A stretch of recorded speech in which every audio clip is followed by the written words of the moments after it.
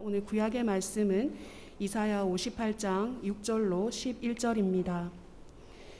내가 기뻐하는 금식은 흉악의 결박을 풀어주며 멍에의 줄을 끌어주며 압제당하는 자를 자유하게 하며 모든 멍에를 꺾는 것이 아니겠느냐.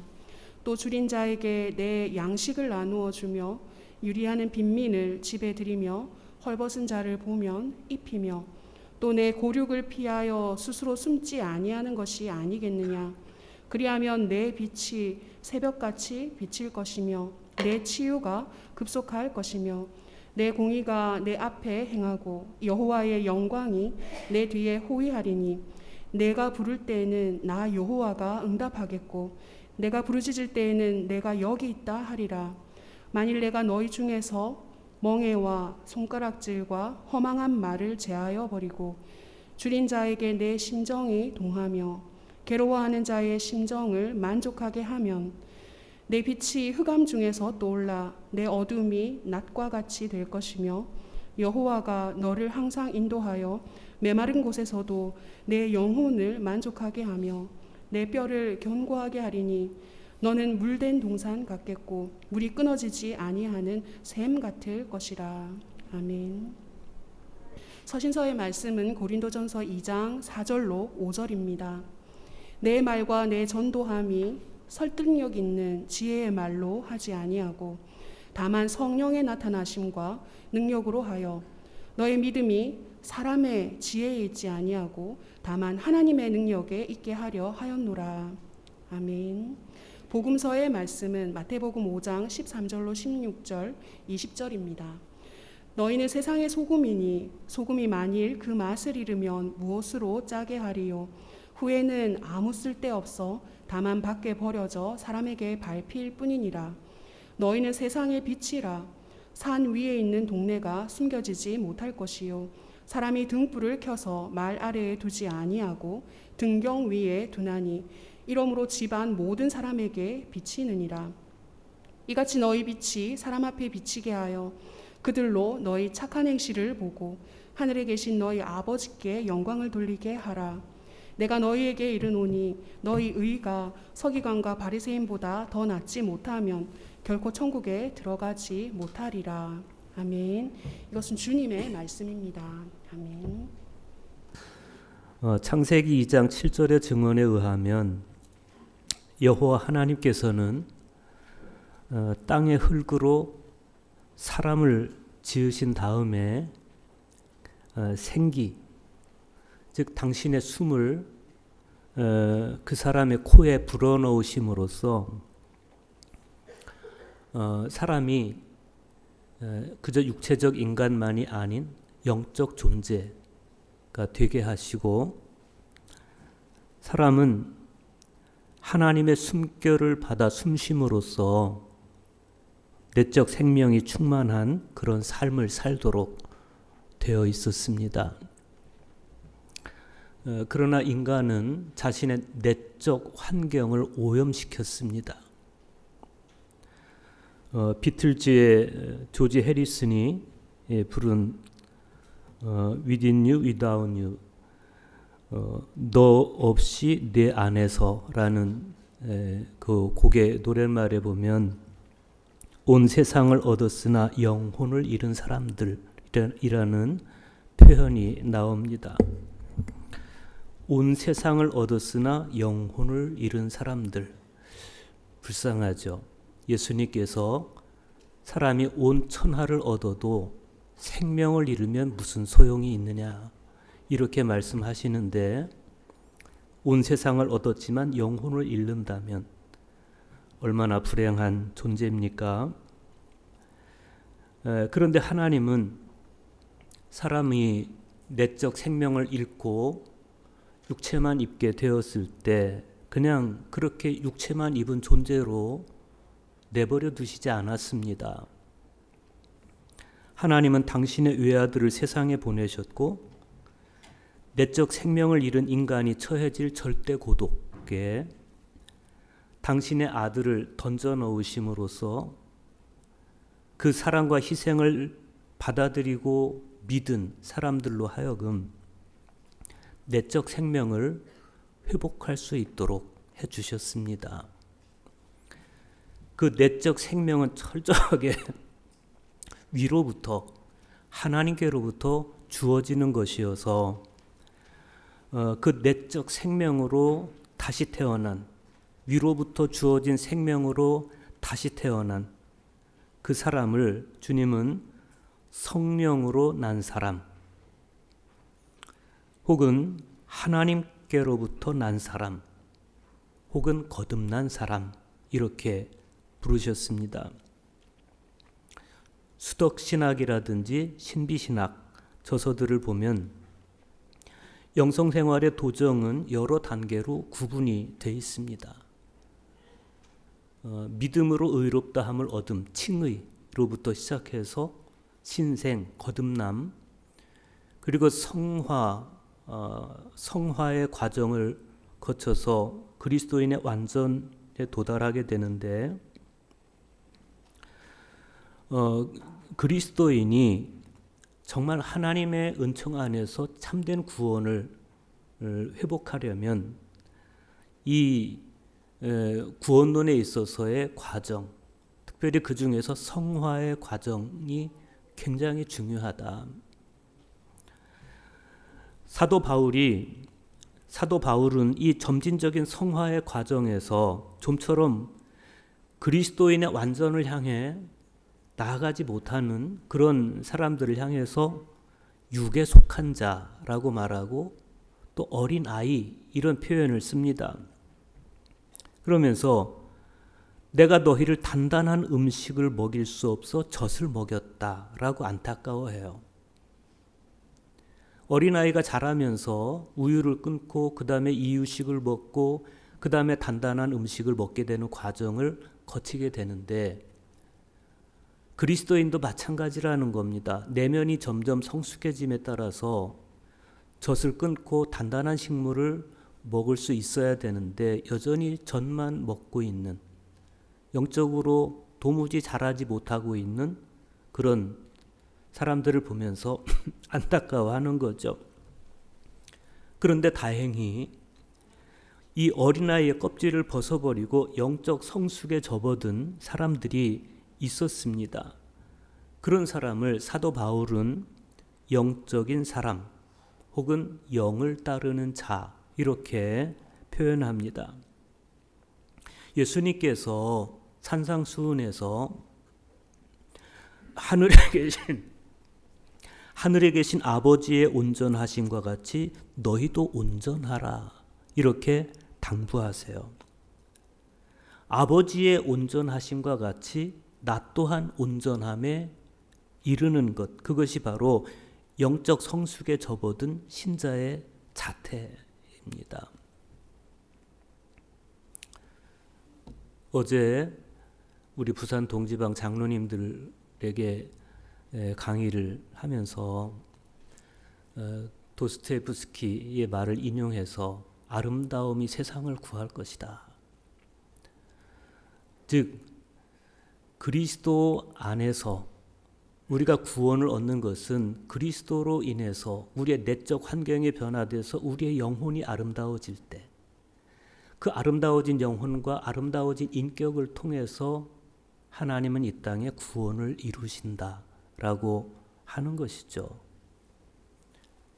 그것이 도스토옙스키 문학의 전반에 녹아 있습니다.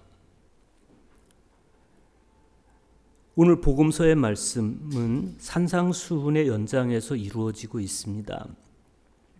오늘 말씀에서 주님은 소금과 빛의 삶에 대해서 말씀하세요. 마태복음 5장 13절을 보십시오. 너희는 세상의 소금이니 그랬습니다. 먼저 여기서 주님께서 말씀하시는 너희가 누구인지를 먼저 봐야 돼요. 그러려면 우리가 지난주, 그 지난주, 또 그 지난주 주현절기로 들어서면서 계속 보아왔던 복음서의 말씀을 기억해야 됩니다. 여기서 예수님께서 말씀하시는 너희는 흑암과 사망이 드리운 가나안 지경에 살아가던 사람들, 그리고 그 중에서 예수님을 따라 나선 제자들입니다. 오래전 이사야 선지자가 예언을 할 때도 흑암과 사망의 그늘진 땅이었던 그곳은 마태가 복음서를 쓰고 있는 500년이 지난 지금도 여전히 이방인의 지역이었고 사망의 그늘진 땅이었습니다. 바로 그곳으로 예수님께서 오래전에 이사야 선지자가 예언했던 바로 그 빛으로 들어가셔서 회개하라, 천국이 가까이 왔느니라 라고 외치십니다. 심령의 가난에 허기진 이들이 돌이켜서 빛이신 주님을 따르기 시작했습니다. 그들은 자신의 현재를 애통해하면서 주님의 말씀을 따라서 온유한 사람이 되었고 긍휼함의 사람이 되었고 청결한 마음을 소유한 사람들이 되었고 더 나아가서 평화를 위해 헌신하는 사람이 되었고 의에 줄이고 목마른 사람이 되었습니다. 주님은 바로 그런 이들을 향해서 너희는 세상의 소금이다 라고 말씀하시고 너희는 세상의 빛이다 라고 말씀하시는 것이 오늘 복음서의 말씀이에요. 우리는 이 말씀의 참 뜻을 알아야 됩니다. 주님은 그리스도인이 살아야 할 삶을 소금의 속성에서 찾고 있습니다. 소금은 물의 요소와 불의 요소가 섞여서 합쳐지고 만들어져요. 그래서 소금을 음식물에 뿌리면 그 음식물은 썩지 않을 뿐만 아니라 감추어진 풍미를 더해주는 그런 효과가 매우 뛰어납니다. 육체가 범람하는 세상은 부패해서 악취가 나는 세상이 되기 쉽습니다. 하지만 빛이신 주님의 말씀을 머금고 물과 성령으로 거듭난 그리스도인들이 이 악취나는 세상에 주님의 말씀을 뿌리면 세상은 그 말씀에 의해서 정화될 뿐만 아니라 거기에 그리스도인들이 삶에서 맺는 성령의 열매가 더해지면 세상은 온통 그리스도의 풍미로 채워진다는 거예요. 사랑과 희락과 평화가 넘칠 것이고 인내와 자비의 사람들이 살아가는 세상이 될 것이고 그런데 그 반대의 경우도 있을 수 있다. 주님은 그것을 그 반대의 경우를 이렇게 말씀하세요. 사람이 만일 그 맛을 잃으면 소금이 만일 그 맛을 잃으면 무엇으로 짜게 하리요. 후에는 아무 쓸데없어 다만 밖에 버려져 사람에게 밟힐 뿐이니라. 고대 세계에서 사용되던 대부분의 소금은 소금물을 증류해서 얻은 것이 아니고 늪지 등에서 염분을 추출하는 방식으로 만들어졌습니다. 그래서 염분을 추출하고 남은 불순물, 이것은 소금이긴 하지만 아무 쓸모없는 소금이었습니다. 대개 이 맛을 잃은 불순물로서의 소금은 지붕 위에 뿌려졌습니다. 당시의 지붕은 운동장이나 혹은 집회 장소로 쓰였기 때문에 지붕 위에 뿌려진 소금, 맛을 잃은 소금은 당연히 사람들 발에 밟힐 수밖에 없습니다. 그런데 주님은 이렇게 소금이 맛을 잃은 현상에 대해서 보다 근본적인 문제를 제기하세요. 우리는 주님께서 소금을 말씀하실 때 그냥 소금이라고 말씀하시지 않고 세상의 소금, 세상 속에서의 소금이라고 말씀하신 것에 주목해야 됩니다. 앞에서 말씀드렸듯이 소금의 사명은 양념이거나 혹은 방부제이거나 그렇습니다. 그러니까 소금 그 자체로는 아무짝에 쓸모가 없는 겁니다. 어딘가에 들어가서 섞일 때만 비로소 소금은 자기의 존재성을 발휘할 수 있습니다. 어딘가에 섞여 맛을 내야 되고 어딘가에 섞여 썩지 않게 해야 됩니다. 그래서 주님은 그냥 소금이라고 말씀하시지 않고 그리스도인들을 향해서 너희는 세상의 소금이다. 세상 속으로 들어가서 섞여야 할 소금이다 라고 말씀하시는 겁니다. 이어지는 말씀도 같은 의미입니다. 너희는 세상의 빛이라. 산 위에 있는 동네가 숨겨지지 못할 것이요 사람이 등불을 켜서 말 아래 두지 아니하고 등경 위에 두나니 이러므로 집안 모든 사람에게 비치느니라. 빛 역시도 그 자체만을 위해서 창조되지 않았습니다. 빛 역시도 주변을 비추기 위해서 창조됐습니다. 소금이 그렇듯이 이 빛도 어딘가를 향해서 비칠 때만 빛이라는 존재의 의미가 있는 겁니다. 그렇듯이 참된 그리스도인은 자신의 자태를 내적으로 밝아진 자신의 자태를 세상을 향해 비춰서 세상 사람들이 그 그리스도인들의 빛을 보고 길을 찾을 수 있도록 도와줄 때만 의미가 있다는 거예요.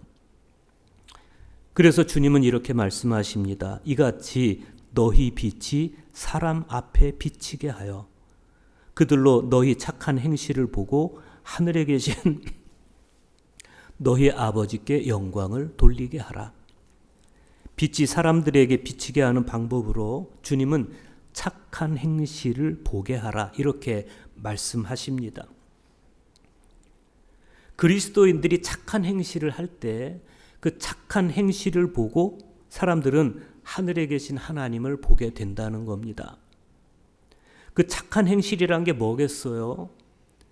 우리가 지난주의 말씀과 연결지어서 생각하면 착한 행실, 그것은 자신의 어두움을 바라보며 애통하는 것이고 이웃의 고난과 이웃의 눈물을 보면서 애통하는 겁니다. 온유함으로 긍휼을 실현하는 것입니다. 의를 위해 박해받는 것을 감수하는 것입니다. 평화를 위해 헌신하는 것입니다. 이게 착한 행실입니다. 주님은 우리가 그래야만 된다고, 그리스도인이 그래야만 세상에 비친 거라고 말씀하시는 겁니다. 그러니까 그리스도인이란 세상 속에서 소금으로 빛으로 살아내는 사람인 거예요. 그러나 사실 이 말씀이 당시 유대인들에게는 참 낯설고 받아들이기 어려운 말씀이었습니다. 그들에게 있어서 세상은 경계의 대상이고 극복의 대상이었습니다. 선민, 유다이즘으로 그들은 자신들을 무장하고 있었기 때문에 자기들 외에는 다 어둠이에요. 세상은 들어가서 밝혀야 할 세상이 아니라 그냥 경계해야 될, 자기들과는 분리돼야 되는 그런 세상이었습니다. 그러나 주님의 마음은 달랐습니다. 주님의 생각은 달랐습니다. 주님은 그리스도인이라면, 적어도 예수를 따르는 제자들이라면 세상을 경계하고 세상을 극복할 대상으로 여길 것이 아니라 세상 속에 들어가서 세상의 부패를 막고 맛을 내야 할 대상으로 여겨야 한다라고 말씀하시는 거예요. 그리고 어둠 속에 유폐되어 버린 그런 사람들을 빛 가운데로 이끌어야 할 대상으로 여겨서 세상의 어둠 속으로 들어가서 그리스도인의 빛을 밝히라고 말씀하십니다.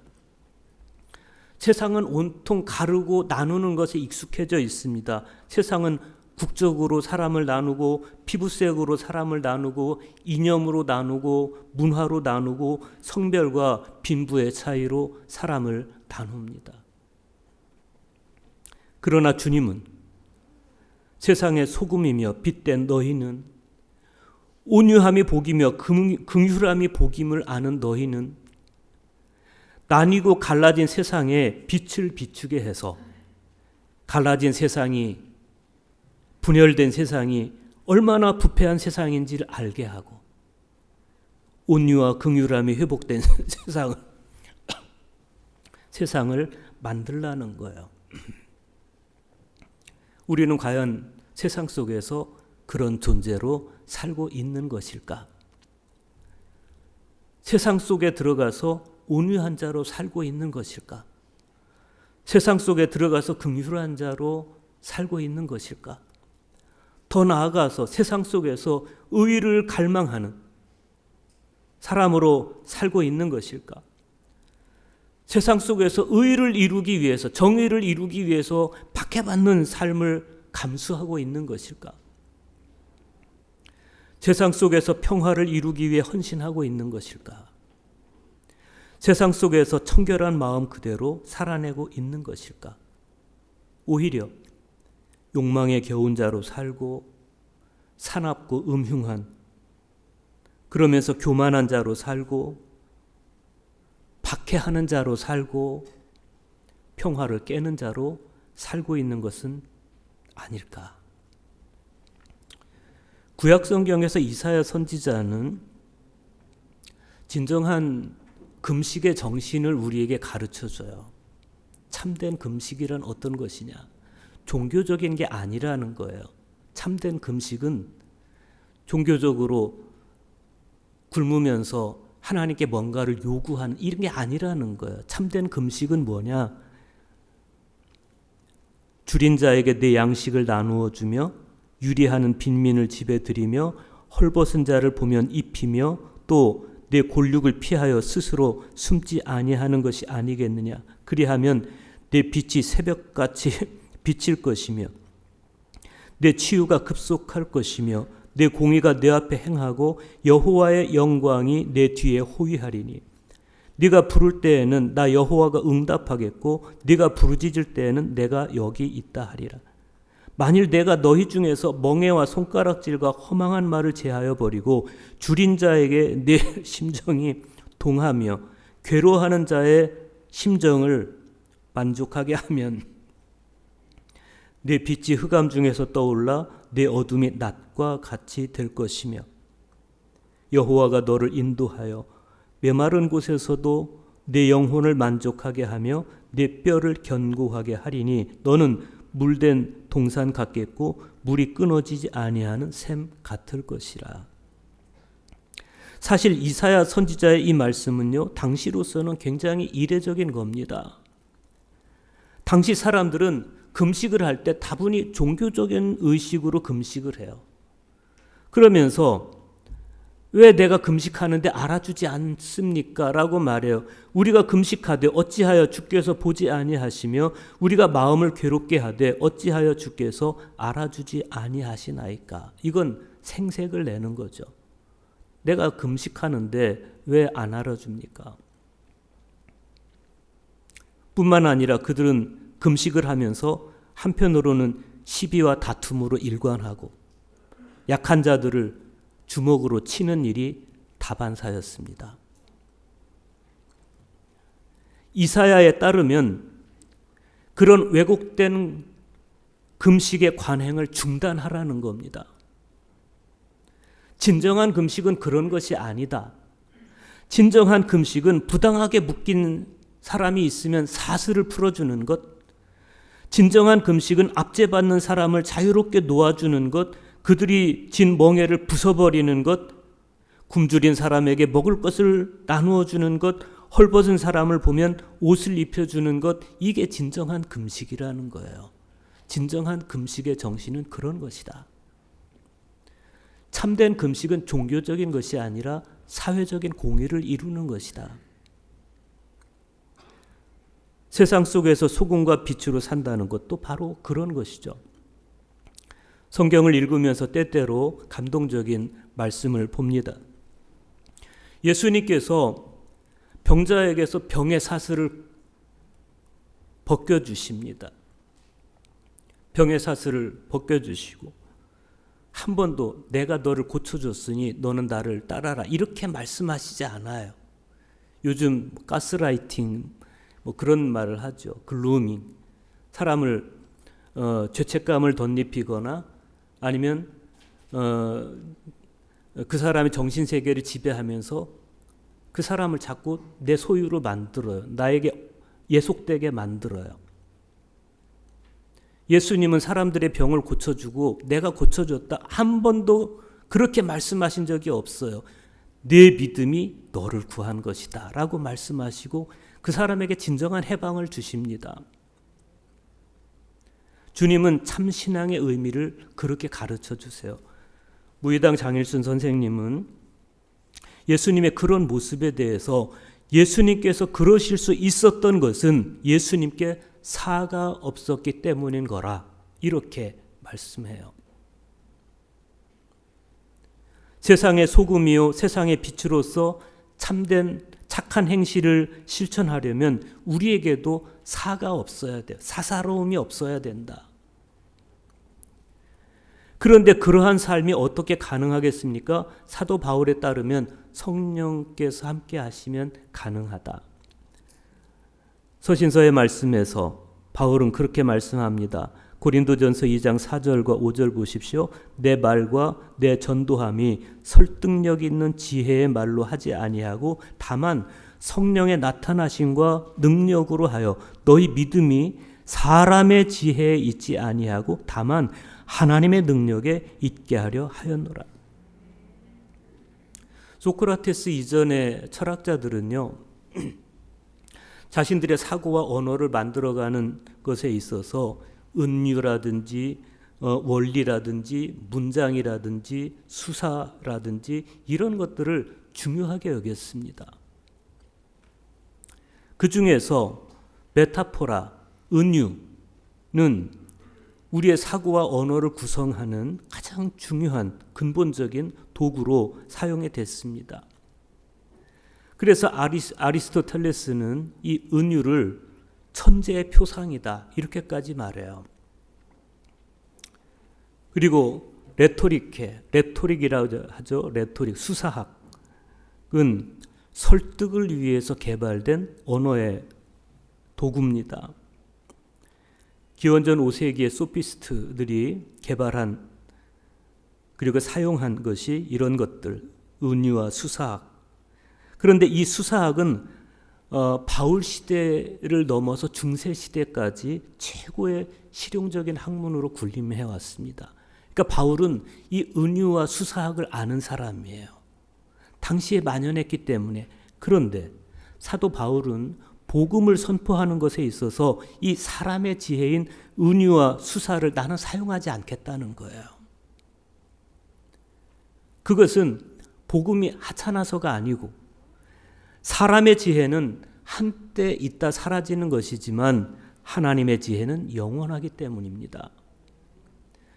따라서 사람의 지혜로 이루어진 언어가 아닌 은유와 수사로 이루어진 그런 언어가 아닌 성령의 능력으로 이루어진 언어만으로 복음을 전함으로써 바울이 기대하는 것은 우리의 믿음이 사람의 지혜에 있지 않고 하나님의 능력에 있게 하려는 겁니다. 그리스도인이 세상의 소금으로 세상의 빛으로 살아가는 것도 마찬가지입니다. 그것은 사람의 인격으로 사람의 능력으로 되는 것이 아니고 사람의 지혜로 되는 것도 아니라는 겁니다. 오히려 우리가 착한 행실을 위해서 자꾸만 인간적인 노력을 더하려고 하는 것은 내 안에, 내 내면에 빛을 잃어버린 결과라고 봐야 된다는 거예요. 내가 온전히 주님을 향해 서 있고 주님의 빛이 내 존재를, 나의 내면을 환하게 밝히고 계시고 성령의 나타나심과 능력이 나를 감싸고 있다면 세상의 소금으로 세상의 빛으로 착한 행실로 살아가는 것은 매일매일 우리의 일상의 모습이 될 것입니다.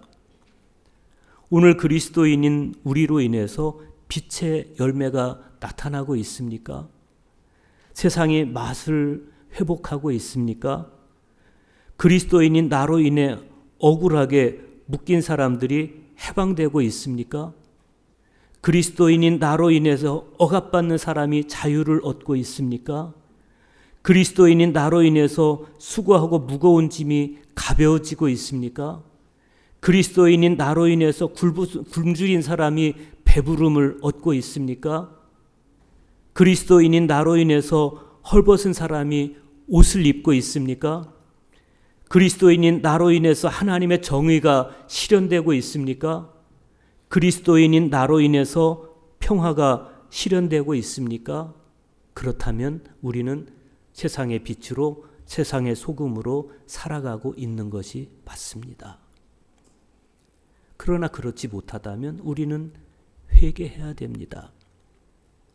주님은 우리 그리스도인들이 빛을 향해 선 사람이요, 그리스도의 빛이 내면을 채운 존재로서 마땅히 살아야 할 삶이 있다고 말씀하십니다. 우리는 힘을 다해서 그 삶을 살아가야 됩니다. 착한 행실, 그것이 세상의 빛이요 세상의 소금인 우리가 마땅히 살아가야 할 삶입니다. 기도하시겠습니다.